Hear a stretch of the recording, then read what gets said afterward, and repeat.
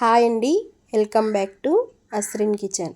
ఈరోజు recipe 1 KG చికెన్తో మనం ఎక్కువ గ్రేవీ ఉండేలాగా చికెన్ గ్రేవీని చూపించబోతున్నాను.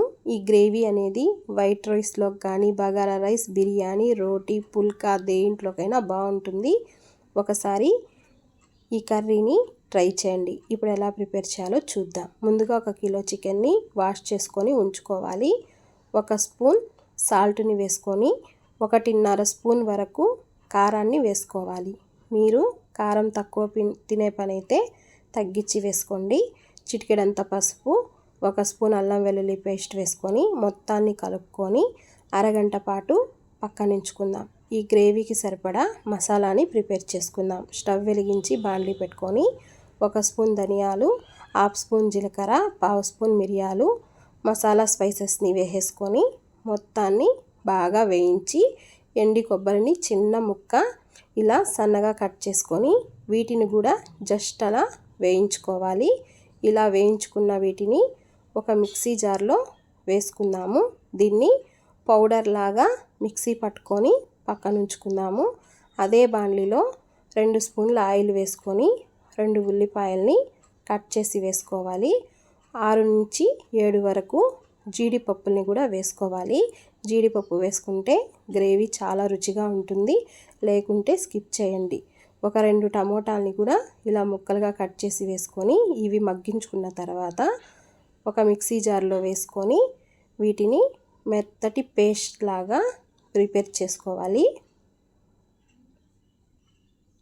ఈ పేస్ట్ అనేది రెడీ అయిపోయింది కదా. ఇప్పుడు దీన్ని పక్కనుంచుకొని స్టవ్ వెలిగించి బాండ్లీ పెట్టుకొని ఆయిల్ వేసుకోవాలి. ఈ గ్రేవీకి కొంచెం ఆయిల్ ఎక్కువే పడుతుంది.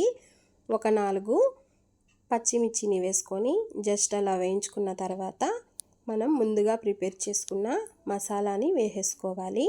ఈ మసాలా అనేది ఆయిల్ పైకి తేలేంత వరకు వేయించుకోవాలి. మనకి ఆయిల్ పైకి తేలితే మసాలా అనేది పర్ఫెక్ట్గా ఏగినట్టు. మనం మసాలా ఎంత బాగా వేయిస్తామో కర్రీ అనేది అంత రుచిగా ఉంటుంది. ఇప్పుడు ముందుగా మనం మ్యారినేట్ చేసుకున్న చికెన్ని వేసేసి ఈ చికెన్ ముక్కలకి ఈ మసాలా అంతా పట్టేలాగా మిక్స్ చేసుకోవాలి. మనం దీంట్లో ఎటువంటి వాటర్ అనేది వేయట్లేదు. ఇప్పుడు ముందుగా ప్రిపేర్ చేసుకున్న మసాలా పౌడర్ని కూడా చల్లేసుకొని ఈ మసాలా ఫ్లేవర్ ఈ ముక్కలకి పట్టేలాగా కలుపుకొని ఒక 10 మినిట్స్ పాటు మూత ఉంచి మీడియం ఫ్లేమ్లో ఉడికించుకుందాము. ఇప్పుడు మూత తీసి మొత్తాన్ని బాగా మిక్స్ చేసుకోవాలి. ఇలా మిక్స్ చేసుకున్న తర్వాత 1 spoon chicken masala, 1/2 table spoon garam మసాలాని వేసుకోవాలి. దీన్ని కూడా బాగా మిక్స్ చేసుకొని ఇప్పుడు గ్రేవీ కోసం 2 గ్లాసుల వరకు వాటర్ని యాడ్ చేసుకోవాలి.